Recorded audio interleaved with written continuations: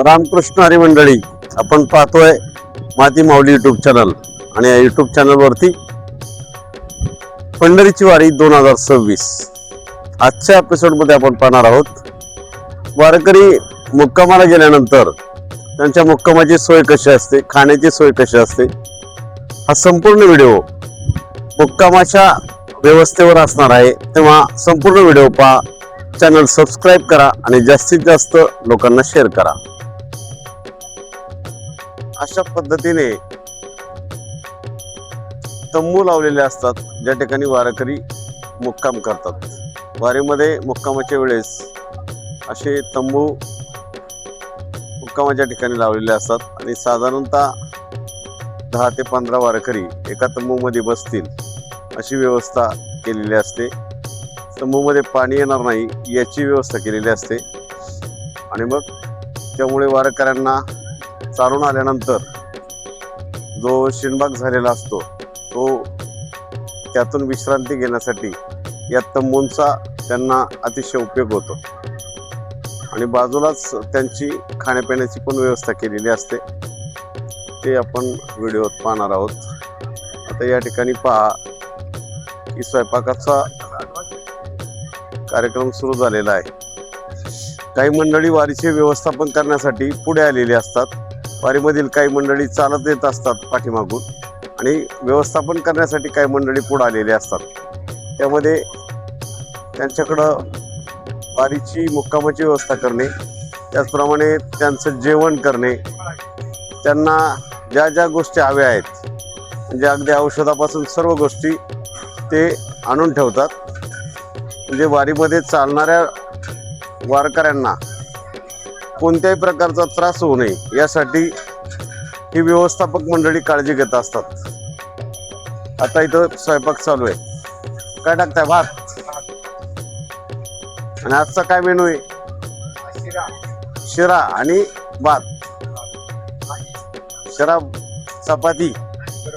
चपाती भाजी, शिरा भात. मंडळीचा आता जो मेनू आहे तो गोडामध्ये शिरा आहे. त्यानंतर पोट बिघडू नये म्हणून घरचं जे जेवण असतं त्याच्यामध्ये आपण चपाती किंवा भाकरी खातो, तर आज इथं चपात्या आहेत आणि मिक्स व्हेजची भाजी. इथं भाज्या चिरून ठेवलेल्या आहेत.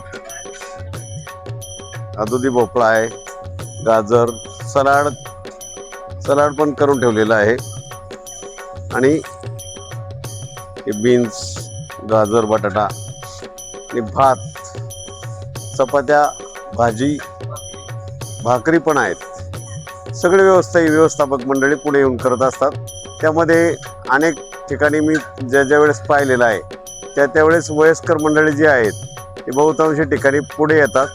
वारीमध्ये चालणे त्यांना शक्य नसतं म्हणून ते पुढे येतात आणि वारीमध्ये चालणारे जी लोक आहेत त्यांची व्यवस्था होईल या दृष्टिकोनातून ते सर्वतोपरी त्यांना जितकं शक्य आहे ते प्रयत्न करतात की त्या वारीमध्ये चालणाऱ्या माणसांना त्रास होऊ नये. आता आपण जे समोर पाहतोय ते आहेत बिछाणे. प्रत्येक बिछाण्यावर नाव टाकलेलं असतं. समजा ह्या बिछाण्यावर टाकले पहा, राजू निवृत्ती मोरे.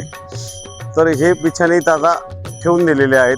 वारीवरून जे चालून येणारे वारकरी आहेत त्यांनी त्यांच्या नावाचा बिछाणा घेऊन त्यांना जी नियोजित जागा दिलेली आहे ह्या तंबूंमध्ये त्या तंबूंमध्ये जाऊन त्यांनी बसायचे.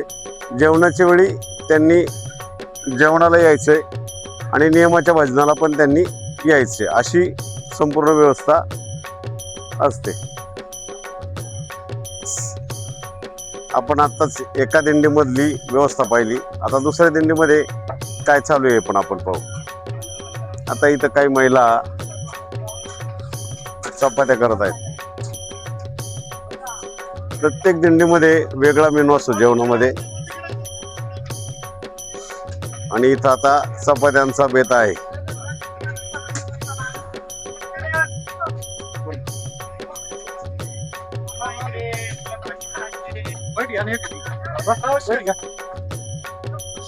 आता दुसऱ्या दिंडीमधील राहण्याची व्यवस्था याप्रमाणे आपण समोर पाहतोय.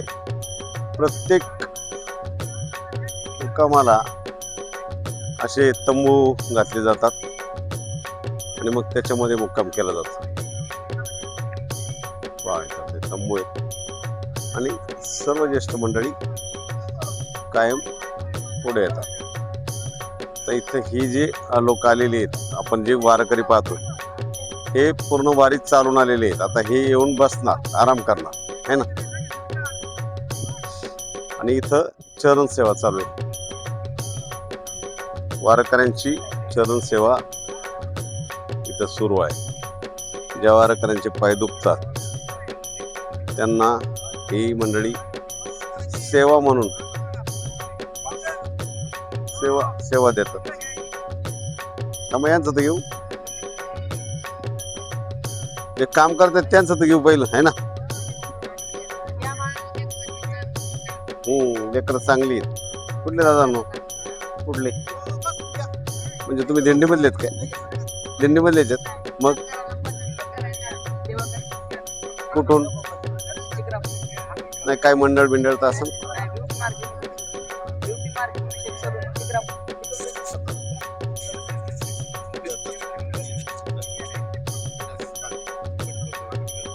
म्हणून beauty mark unisex salon Shikrapur Pabal चौक. आम्ही का 6 जण. हा एक दिवस. हा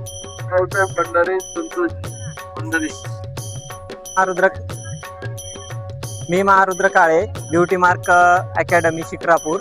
आम्ही गेली 3 ते 4 वर्षापासून दरवर्षी माऊलीच्या आणि तुकाराम महाराजांच्या पालखीमध्ये सेवा देत असतो. तर या अगोदर आमचं सेवेचं ठिकाण थेऊर फाट्यावर राहायचं, पण आम्ही जे आपले या पालखीचे फडतरे साहेब आहेत, तर त्यांच्या आग्रहास्तव आम्ही आता इथे रोटी घाटामध्ये प्रिपरेशन प्लॅन केलेलं आहे. तर आमच्या ह्या वारीमध्ये सेवेचं जे आमचं स्वरूप आहे, यामध्ये संभाजीनगरवरून पण आमचे मामा आलेले आहेत, नामदेव पंडित, आणि आमचे काही स्टुडंट असतात, आणि मिसेस राखी काळे. आम्ही सपत्नीक ही सेवा देत असतो दरवर्षी. तर आमचा एकच उद्देश आहे की वारीमध्ये आम्हाला जर पूर्ण 1 महिना द्यायला वेळ मिळत नाही, तर आम्ही ह्या माध्यमातून आमची सेवा देऊन आमचा एक पांडुरंगापर्यंत निरोप पोहोचत असतो. असंच वारीचं एक खूप महत्त्व आहे. आणि आपण एक महाराष्ट्रामध्ये राहतो, तर मराठी भाषेमध्ये एक जसं अलंकार आहे, तसंच एक वारीचं खूप महत्त्व आहे. आणि त्या वारीचं आम्ही एक काहीतरी आमच्या पारंपरिक नाभिक समाजाच्या वतीनं आम्ही एक सेवा देण्याचं कायमस्वरूपी प्लॅन करत आलेलो आहेत, आणि हे आम्ही इथून निरंतर करणार आहोत.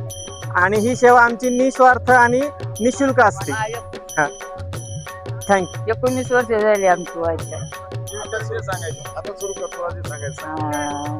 सुरू हवेली दिंडी 19 वर्ष झाले वारी करतो. विमल पोपट ताकपीर, भीमा कोरेगाव. 19 वर्ष. दिल्लीत आल्यानंतर काय वाटतं तुला? काय समाधान वाटतं? कसं वाटतं दिल्लीत आल्यानंतर? काय वाटतं? लय मोठा उत्सव, लय आनंद. घरी राहूशी वाटत नाही. आता गेल्यावर तपासून गाडीत बसते ना. ते 19 वर्ष अरे पाहिजे आमचे बावळे. दिल्ली समजा जवळ आली, हा आषाढ महिना जवळ येणार आहे. हा आपण आता ज्येष्ठ महिन्यात असतो घरी, दिल्लीची आस लागते का? आता काय सांगायची, झोप येत नाही रात्री, उलट पालट पडते. झोप येत नाही ना घरी. हे आनंद आहे. आता काय किती आनंदाचा सोहळा आहे येऊ. दिल्ली तेव्हा वाटतं, दिल्ली तेव्हा वाटतं, चला वाटतं, आनंद जेव्हा वाटतं, उड्या मारा वाटत. लई लई छान.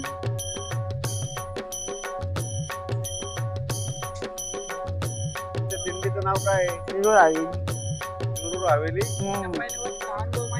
हो, पहिल्या वर्षी आले त्यावेळेस कसं वाटतं? 2 वर्ष त्रास व्हायचा ना, आता नाही त्रास.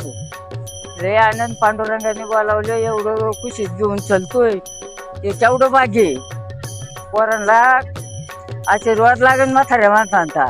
लय भारी होणार, लय उंच दिंडी होणार, मोठी होणार. तरुण मुलं नियोजन करतात. हा हो हो, गावातली 6 गावातली. 6 गावातली? हो, 1 गावातली नाही, 6 गावातली. 6 गावातले तरुण मंडळी सगळं नियोजन करतात. यांना आशीर्वाद आहे. आशीर्वाद आता प्रत्येक गावात यांनी करायला पाहिजे. हो, 6 गावचे नियोजन. लय भारी पांडुरंग, काय सांगायचं.